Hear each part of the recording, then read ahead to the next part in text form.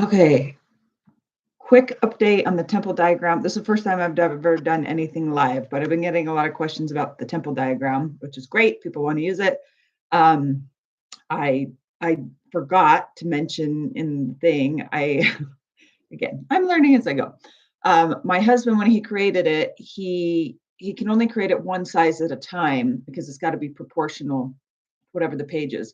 And when we put it on an 8 by 10, the correct proportions are so small, makes the inner realms, the holy place and the holy of holies and the labor of water, it makes it so small that you can't really see it. And again, I feel it's really important to do the real actual size so that you can learn symbolically through what that might mean.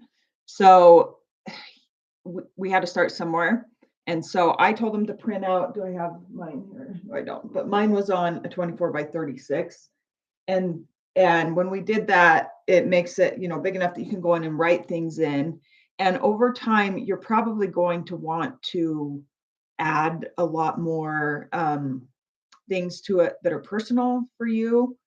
And when you go through the stories, you're like when you go through the stories in the scriptures, you might see patterns showing up. So when King Benjamin talks about they became the sons of God, and then you see that in Noah's story, and you kind of see that in multiple places. They became the sons of God.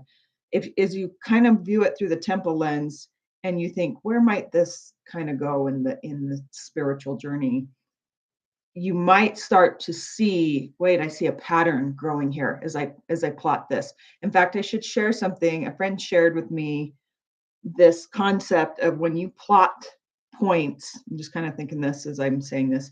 When you plot points on a spiritual, or sorry, when you plot points on a um, diagram based off certain laws, I'll have to find how to share it. Anyway, it was a guy showing what happens if you follow certain laws. It doesn't matter where you start. If you follow the laws, you'll get the same perfected pattern every time, and then eventually it creates an image. And so just think about that in relation to following a perfect pattern, who is Christ. And then eventually we get to see a perfect image, right? And so I'm now kind of, as I'm talking about this, thinking about this temple diagram in the same way and why you might want to put it all on one. Because I was thinking, well, maybe people want to have smaller sizes. And as they go through one story, they want to write something with one and then start a new one and a different story and see what comes to your mind and put that aside. But I was really kind of thinking, well, the best thing is to put it all on one and so get a bigger one. And then you'll see, oh, this story, oh, this word even matches here. And you'll get off sometimes. There's times I'm like, well, maybe that's not right. Or, and then I gotta go pray about it and go to the temple and say, am I understanding? Do you not want me to know this at this time? Is this something you want me to know?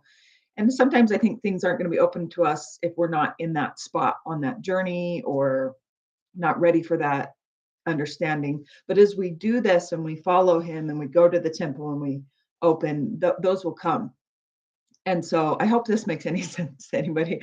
Hopefully, as we go, it'll start to open to your mind and make more sense of what we're trying to do here. We're trying to create a perfect image of our Savior. So the temple patterns are the means to do that and to becoming that. So the whole point is for me to tell you, I think that the 24 by 36 is going to be the best thing, and just keep it close by. When you have inspiration, come back to it, write it. But I will make other sizes.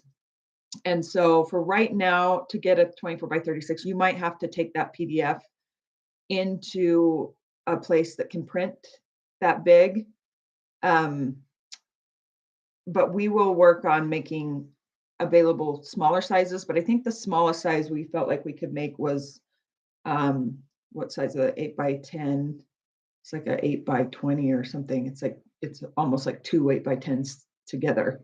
I'll have to ask my husband. I can't remember, but it still was kind of an off size to do an 8 by 10 that you could just print at a regular printer at home.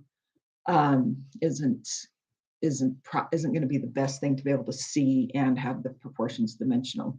Now, if you just want to look at what I've done and then write it on an 8 by 10 for yourself, you can just draw it for yourself and then fill those things in yourself, that's totally fine too. But for printouts, I think we want to keep it the right proportions. Mine's not. And like I said, I didn't realize that until I'm like, oh, when you really see the proportions. But even looking at it, like, no, there's a reason for these proportions. And now it's opening my mind to other things. So anyway, I just wanted to update everybody who's trying to figure that out. I'll write that on my website too, that you do need to print this off 24 by 36 in order to, otherwise, if you try to print it, you're just going to get a section of it. And I don't know if it's possible to go print a section and then another section and another set and then merge them together, just tape them together or something. I don't know. Sorry. The Lord doesn't make things easy all the time. They come together how they do. So just wanted to let everybody know. We'll work on that in the future, but for now, that's kind of where it's at. So if you can't get it, but you really want to get started and you can't get to, just draw it, just pull it up and draw it, because that's how I started anyway, and it works just fine. So thank you. Now let's figure out how to stop this.